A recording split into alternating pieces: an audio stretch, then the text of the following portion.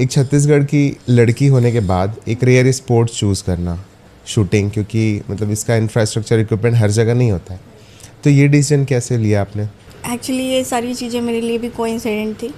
First मैं NCC join की थी, स्कूल लेवल पे भी, कॉलेज लेवल पे भी।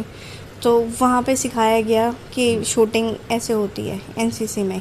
उसमें हर टाइप की शूटिंग थी, मतलब लाइक एनसीसी में तो एक सिंगल शूटिंग होती है, पॉइंट टू शूटिंग।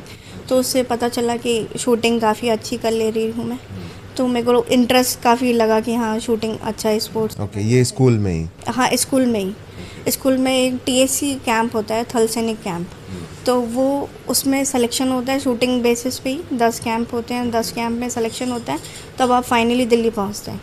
अब उस बेसिस में आपका सिलेक्शन हो और आप दिल्ली रिप्रेजेंट कर रहे हो, तो इसका मतलब है कि आपकी शूटिंग काफ़ी अच्छी है। तो वहाँ से पता चला कि शूटिंग किया जा सकता है। तो फिर आपकी ट्रेनिंग वगैरह कैसे हुई छत्तीसगढ़ में? मतलब सारा कोचिंग और ट्रेनिंग सब कुछ अवेलेबल है? नहीं, ट्रेनिंग मेरी कुछ भी छत्तीसगढ़ में नहीं हुई है। जो भी ट्रेनिंग थी बस एनसीसी रिलेटेड ही ट्रेनिंग हुई है यहाँ पे।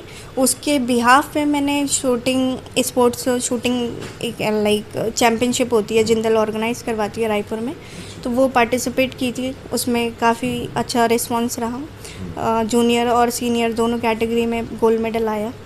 तो उसके थ्रू मेरे को स्पॉन्सरशिप भी ऑफ़र हुआ। फिर उसके थ्रू मैं स्पॉन्सरशिप के थ्रू मैं दिल्ली गई और दिल्ली में फाइनली अपनी ट्रेनिंग स्टार्ट की विद फुल इक्विपमेंट्स। तो शूटिंग कैसे अलग होता है बाकी स्पोर्ट्स से? शूटिंग आप सबसे पहले तो एक इंडोर स्पोर्ट है। इंडोर स्पोर्ट्स के अलावा ये फोकस वाला गेम है। काफ़ी बच्चे इसको लाइक कंटिन्यू नहीं करना चाहते हैं। कई लोग जल्दी गिव अप कर जाते हैं, क्योंकि हर दिन हर किसी को एक्साइटमेंट चाहिए, नया चाहिए, कुछ नया सीखे। और आप जब शूटिंग स्टार्ट करते हैं तो आपको कंसिस्टेंसी मेंटेन करना है।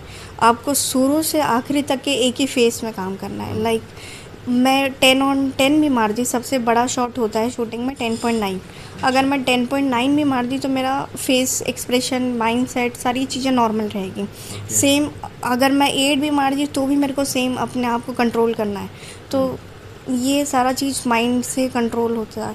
तो आपको कोई एक्साइटमेंट नहीं दिखाना है। आपने शायद नोटिस किए होंगे, मनु भाकर ने गोल्ड मेडल अचीव की इस ओलंपिक्स में, टोक्यो ओलंपिक्स में।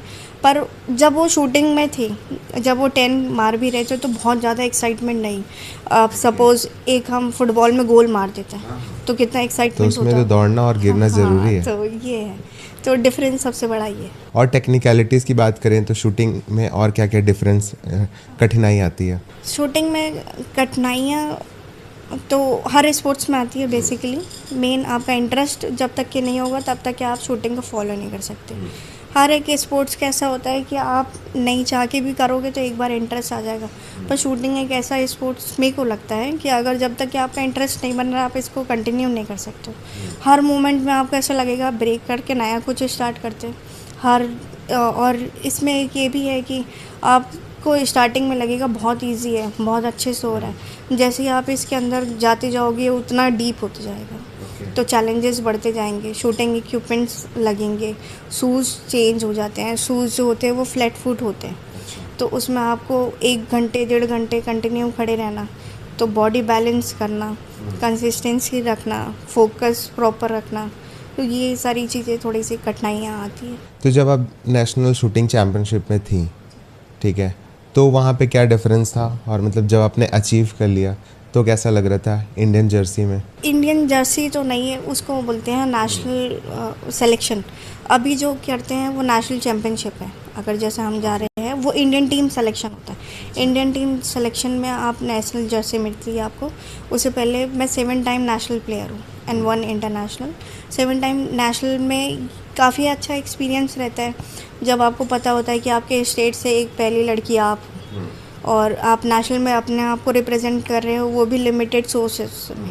तो वो एक आपके लिए अचीवमेंट होती है। भले आपका रैंक लगे ना लगे, इट्स टोटली डिफरेंट थिंग। और वहाँ पे रिप्रेजेंट करना एक अपने आप में बड़ी बात है। सो ये एक्साइटमेंट थी, खुशी थी, पर था कि आगे भी अब कुछ अच्छा करना है करके। तो उसके बारे में कुछ बताइए, उस दिन के बारे में। एक्चुअली मैं जब फर्स्ट नेशनल खेली तो मेरा नेशनल उतना खास रहा नहीं, टू बी वेरी ऑनेस्ट। फिर उसके बाद उस मोमेंट मेरे को ऐसा लगा कि यहाँ से गिव अप कर सकते हैं। बहुत चैलेंजिंग है, बहुत एक्सपेंसिव स्पोर्ट है, क्योंकि एक मिडिल क्लास फैमिली के लिए एक कंटिन्यू स्पोर्ट फॉलो करना वो काफ़ी डिफ़िकल्ट है। और शूटिंग में ऐसा है कि आपको हर एक स्टेजेस में पैसे लगेंगे, आपको वो सारी चीज़ें मेंटेन करके चलना वो अपने आप में एक टास्क है। तो उस मोमेंट ऐसा लगा कि बहुत ज़्यादा डाउनफॉल आ गया, मतलब मेरी प्रैक्टिस चल रही है एक अच्छे एवरेज स्कोर में, और वो जस्ट लाइक डाउन कर जाए तो उस मोमेंट में आप काफ़ी मोटिवेशन डाउन हो जाता है, आपका ऐसा लगता है कि क्या किया जाए। तब समझ में आया कि घर में भी बात हुई, घर वालों ने थोड़ा मोटिवेट किए, फ्रेंड सर्कल ने मोटिवेट किए, कोच जो थे मेरे काफ़ी हेल्प किए इस चीज़ को करने के लिए, ओवरकम होने के लिए उसको। तो फिर मेरे को फाइनली जो नेक्स्ट नेशनल रहा वो काफ़ी कौन बेटर से रहा। ईयर पे वो 2018 नेशनल था मेरा। फर्स्ट नेशनल जो था 17 था, 2017, एंड सेकेंड नेशनल 2018। उसमें काफ़ी अच्छा क्वालिफिकेशन रहा और उसमें मैं इंडियन टीम ट्रायल्स के लिए भी क्वालिफाई हुई थी। अच्छा। जी। फिर उसके बाद फिर आपकी जर्नी क्या 2018 के बाद?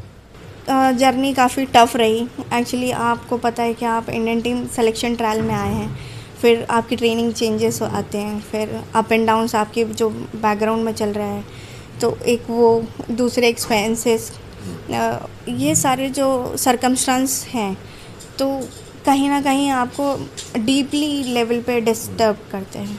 आपको पता है कि मैं अच्छा कर सकती हूँ, पर आपको ये भी दिख रहा है कि मेरे को वहाँ उस लेवल में भी काम करना बहुत ज़रूरी है, मेरे को पढ़ाई भी बैलेंस रखना एक ज़रूरी है। तो वो आई थिंक बैलेंस करना मेरे लिए थोड़ा चैलेंजिंग हो गया।